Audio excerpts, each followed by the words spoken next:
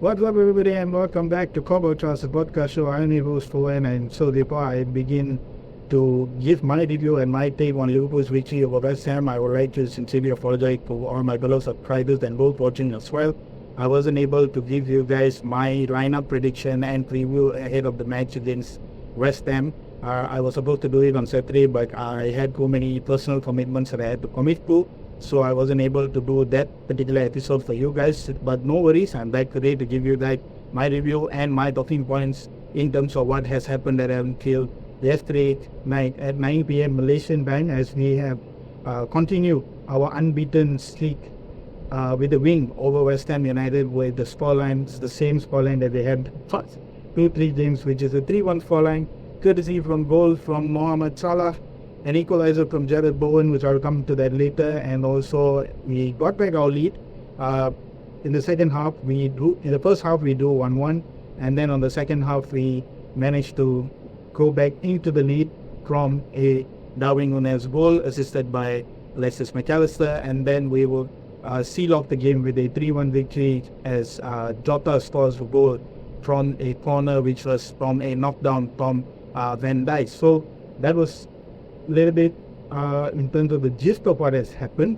So I would like to take you guys and give you a little bit on what had happened in terms of the stats, in terms of the team stats of what had happened in the match against West Ham United. So in terms of shots, we have 22 shots and we had 7 shots on target, 64% possession, compared to West Ham United, where we had 36% of possession. And in terms of passes, we had slightly 300 passes more. We have 645 passes which were made. Our fast accuracy is very, very good. It's just about 88%.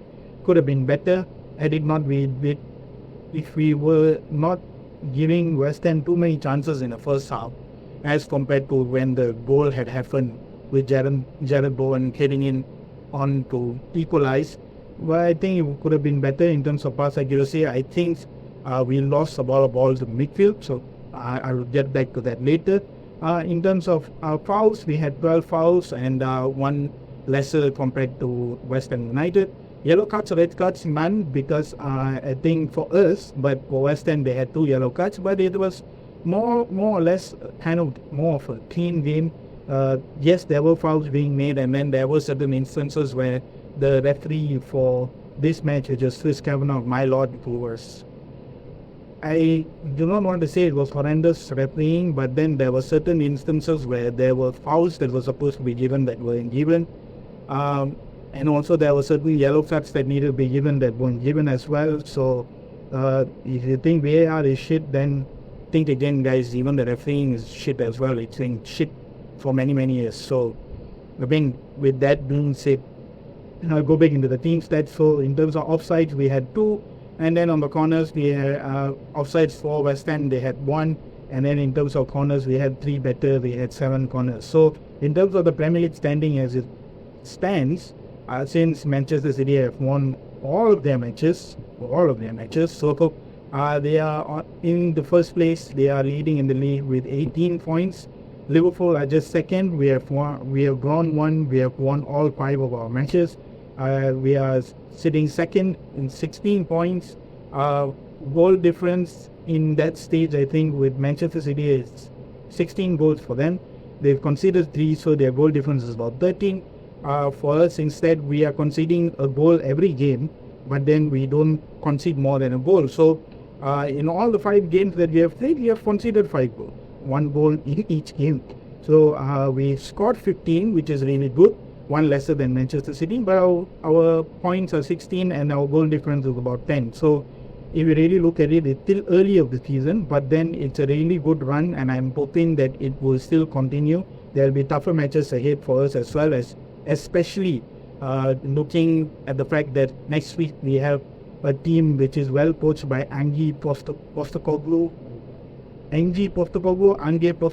not sure what his name is, but we'll be facing a very, very good Tottenham side. We have seen post the Pochettino era, so I think they are a really well coached team. They actually got a 2-2 draw against Arsenal, so towards the end of the match, I think Spurs played really well against Arsenal and made a good run for their money. So hopefully that doesn't happen for us, but hopefully we can put up a good fight against Spurs and try to get the 3 points. So in terms of the top two of the Premier League, it's Manchester City, Liverpool, and then on the third you have Brighton, 15 points, and then you have on the fourth you have tied with Arsenal. You have both Tottenham and Arsenal with 14 points. So in terms of the standings, that's about it. In terms of the scoreline, I'm not going to say much, guys, because the same scoreline we saw against last, against Wolves, even against Bournemouth as well. So this is the same scoreline. Definitely I would have expected Liverpool to not concede any goals against a side like West Ham United, but I know West Ham United, they have done well in terms of adding some good quality players with the departure of Declan Rice to Arsenal. So players like Edson Alvarez, who's come in as a defensive midfielder from Ajax, he played really well. Agued, as a player that we targeted as well as for the centre back position, didn't really materialize with Naif Agued. Agued played really well in the defensive end, but yes, they did concede 3 goals. Jared Bowen is also someone that Klopp has kept a close eye on, a close watch on. Maybe in the near future, you might never know, Klopp might go after Jared Bowen as well, but Jared Bowen getting that goal as well. I'll come to all the defensive frailties that we had in the first half and also with that goal as well. So in the gist of it, the scoreline is still 3-1.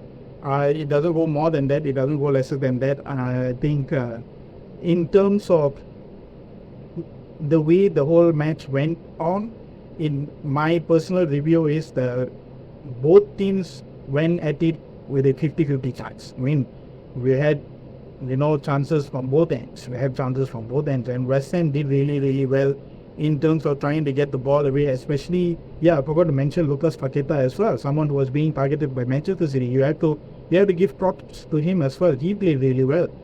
He's more of an attacking-minded player, but then defensively he did really well. He did a lot of ball recovery. He had a lot of take-ons against our midfield players.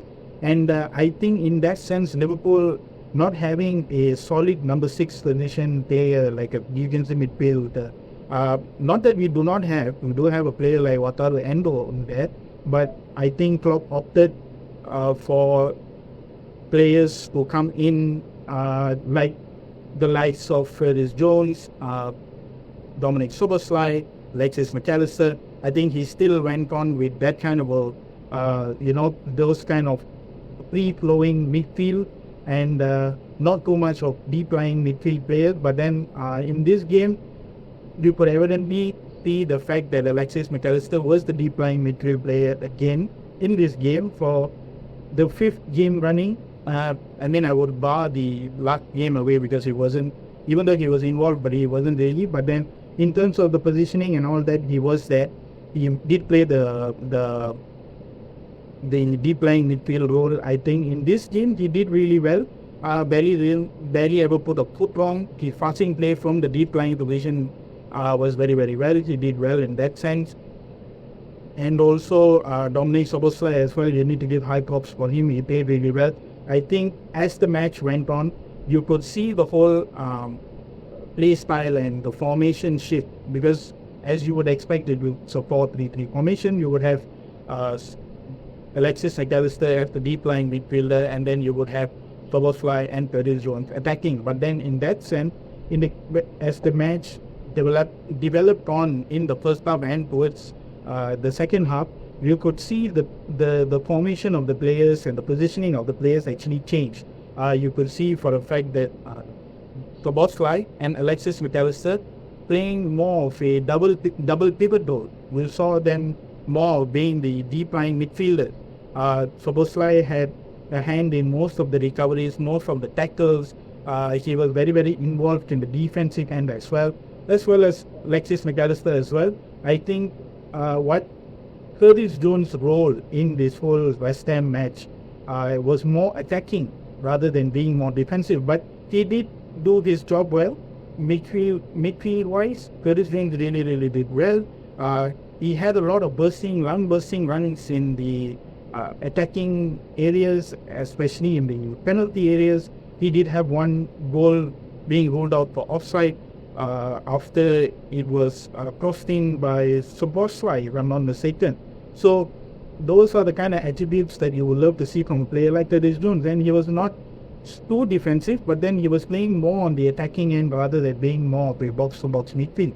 So due to that, you could see more of the fact that Alexis McAllister and Soboslai being in the double pivot role, trying to play out passes, trying to play the 1-2s in the midfield, trying to play out passes to the wing areas. But at the same time, we will also see Soboslai also trying to move forward, trying to press forward, trying to take on players in the attacking areas as well. But when it comes to more tracking back, coming back to defend, supporting the defenders and the centre-backs, I think in that sense you could see more involvement from Alexis McAllister as well as Romain Soboslai. So that is how in terms of how the game went. And then yes, we did have that huge hiccup with that equalizing goal. The whole lead up to the penalty that we received, I'll talk about the penalty first. So the whole lead up to the penalty was fantastic. Luis Diaz did really well to find that angled pass to Darwin Nunez. We didn't really reach his foot. He backheeled it, and in some way the ball landed on, in towards Mo Salah, and when Mo Salah had to cut inside, and then he got the foul, and then he got in the penalty. A lot of nervous moments as well. People would have expected Mo Salah to blast it over the top, but then yes, he kept his calm. He did really well. He converted the penalty. So in the penalty being scored by Mo Salah, I think one of the records that he has broken is he has a goal involvement in all 12 consecutive games.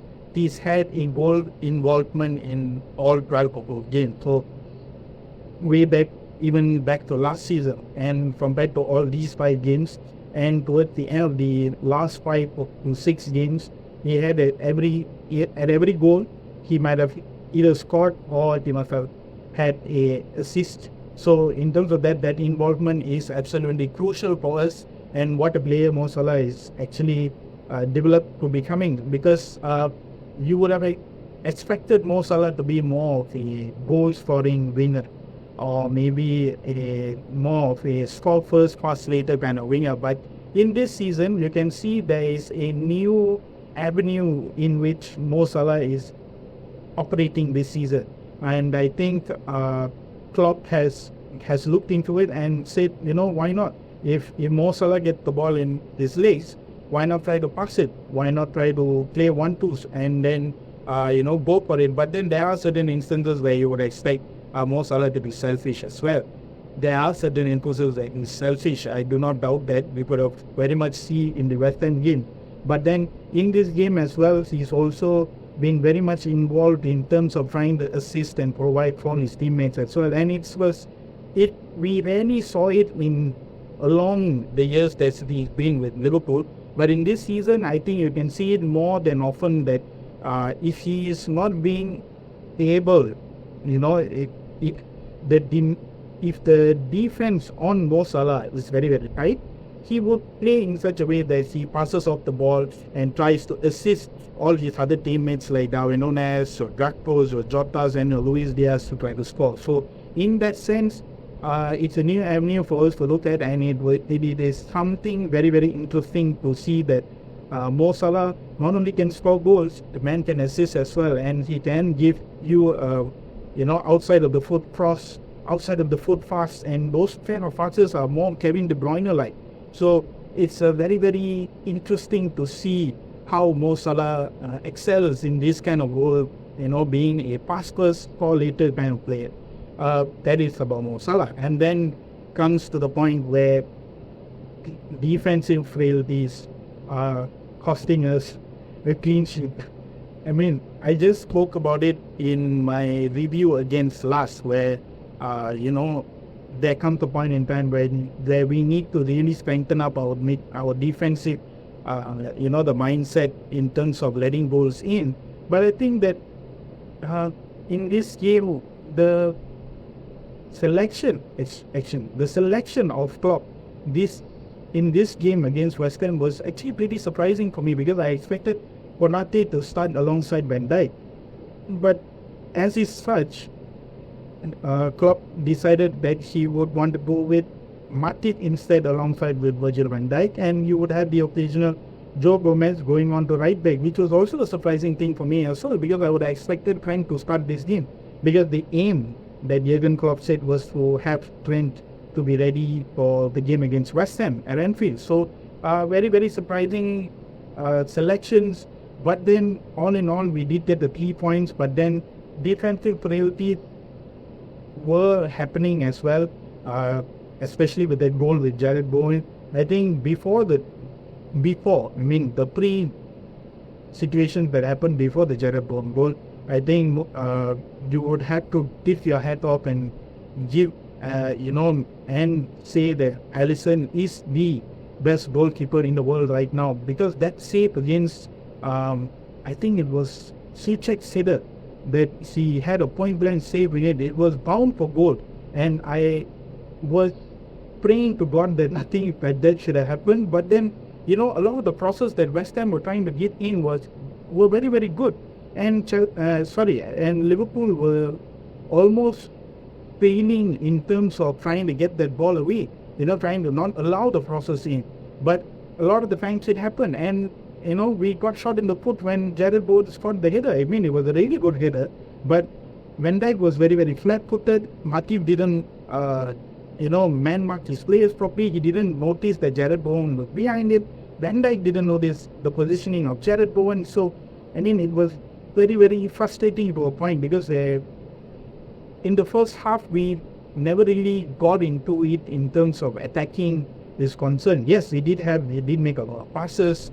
We played a lot on the wide end of the field, of the pitch, and then Darwin Nunez was constantly being physically defended by Kurt Zuma, and I think can't really remember the other guy's name, but then he was constantly being harassed by Kurt Zuma by most of the time, and also she had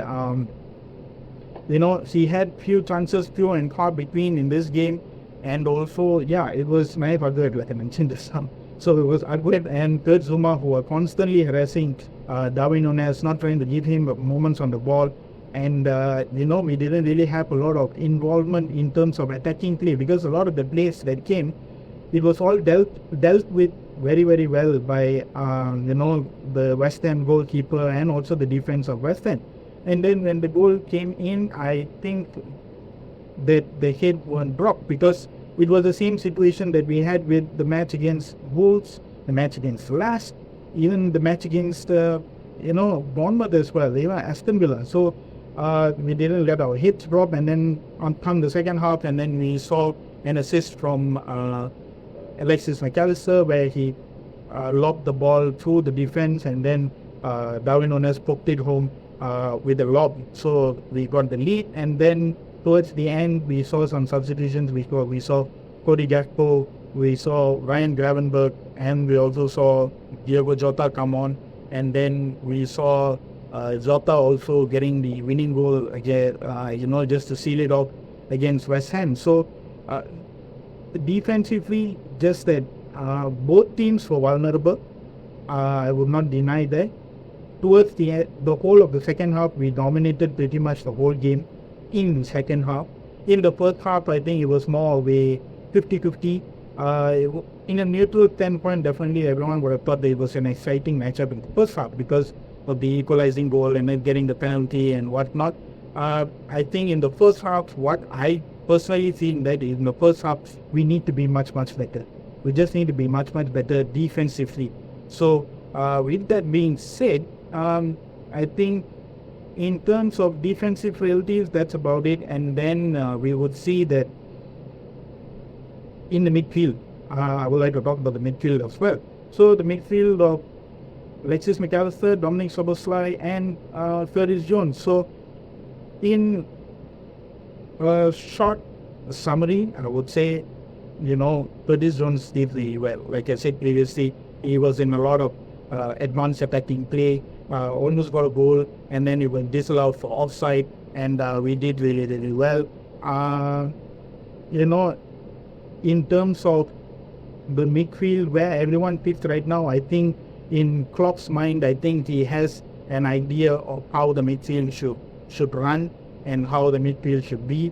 I think gone are the days where we would expect a player who has the characteristics of like a Fabinho or the lighthouse and whatnot, trying to be there, trying to defend from the front and spraying off passes and trying to get ball recoveries and all that.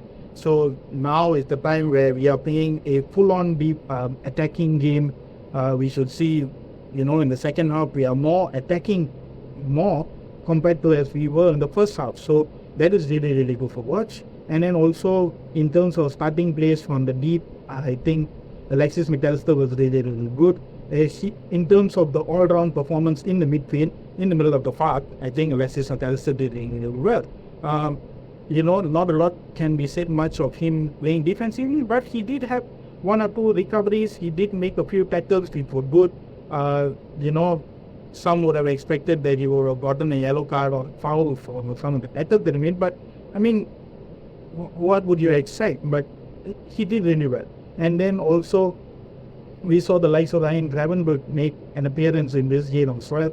And, coming on as a backup for the midfield as well, he did really well. Just an interesting cameo, might I add, for Ryan Gravenberch. And then we also saw Wataru Endo come on for us as well, giving us more of that James Milner role, like I said previously. Just coming on, making the midfield a bit more compact, making sure that we don't leak goals even more and stuff like that. So that's to see out the final 10 minutes of the game. So in terms of midfield players, those are the ones who have been involved in this game. But it's also interesting and, in terms of question marks would be how would Klopp utilize the likes of Stefan Bajcetic and also, Thiago Alcantara, whether will they ever start a game? Yes, Bajcetic did start a game for us against last, but will he be also constantly selected for the upcoming games as well, regardless whether if it's Europa League or in the domestic league or in any of our domestic cup matches as well. So it's very, very interesting to see. In terms of Thiago Alcantara, yes, injuries are giving him a major setback. Recoveries are also giving him a major setback as well. But hopefully he can come back for us and try to play for us in certain periods of certain games. Hopefully we can see him feature for us in some of the Europa League matches. But in the short term now, currently with the midfielders that we have right now, we are looking absolutely solid. We look really, really good. It's just that I would like to see more involvement from certain players like Thiago Alcantara. Yes, it's understandable with injury and all that, but definitely for a player with a pedigree like Thiago Alcantara and with a promising talent like Stefan Bajcetic, you would expect them to start a few games, maybe not in the Premier League, but hopefully in the Europa League or in the cup matches. So we do have Leicester coming up in the Carabao Cup, so hopefully we can see the likes of Bajcetic playing for us in the midfield position again. So hopefully we can see that. And then another talking point I would like to give you guys is the rotation. So and also our upcoming games. So we will have in the midweek we will have Leicester coming up, and also on the weekend in the Premier League we'll be facing Andy Postecoglou's Spurs. So very, very interesting matchup. Leicester City, hopefully we can get the victory and move on into the next round. I do not want to kill them to people in Carabao Cup is something where even though it's a little to a non-meaningless trophy, but it's still a trophy. It's something to fight for. And it's a good opportunity for young players to feature as well. And also some of the fringe players. They have the Simicas and stuff, players like that. Like I said earlier, the Bajcetic and Diogo and Bendo and Harvey Elliott, they all can get the opportunity to play in this kind of game. So hopefully we will get it. And, with the whole host of changes that we have made in the match against Last, and also now we having the victory against West Ham, we could see the rotation paying dividends for us. So it's good to have multiple options in midfield and in the attack and also in the defense. So hopefully, we can stand the test against Spurs and Leicester. So hopefully, let's see what's happening. As far as Spurs are concerned, I know that NG Postecoglou is doing a really, really good job with them. they managed to get a draw against Arsenal, and it didn't take them very long. I mean, Saka scored the second goal, which was a penalty for Arsenal, where they were leading 2-1. And then not even about a minute or two, and then you would have seen Son go against the run of play, and then Madison playing in Heung-min Son and him scoring the equalizer. So there is a mentality there in Perth where they do have a never say die attitude right now, and they are playing really, really good free-flowing football. So very, very interesting to watch. Hopefully, Jurgen Klopp can set the team up very well, and hopefully we can go up against Spurs and try to get the 3 points. So in terms of my review and talking points, that's about it, and we have come to the end of the podcast show. So thank you so much, you guys, for taking your time to listen to my review. My sincere apologies I wasn't able to do the team lineup prediction and preview for West Ham. Thank you so much for taking your time to listen to this episode instead. To all my new subscribers to be coming, and also if you guys have any other Liverpool friends who would like my content, and if you like my content, please press on the subscribe button at the bottom as well, and also like, share, and also follow all my social handles as well. I have a page on Instagram, and I'll be uploading this podcast on Spotify as well. So with that being said, thank you so much for your time, and see you guys soon, and we'll now walk alone and see you guys on my next review show. Hopefully I will do a bit of a show for our Carabao Cup encounter against Leicester City, and also our next week's Premier League encounter against Spurs. So till then, bye bye and take care, guys. See you free.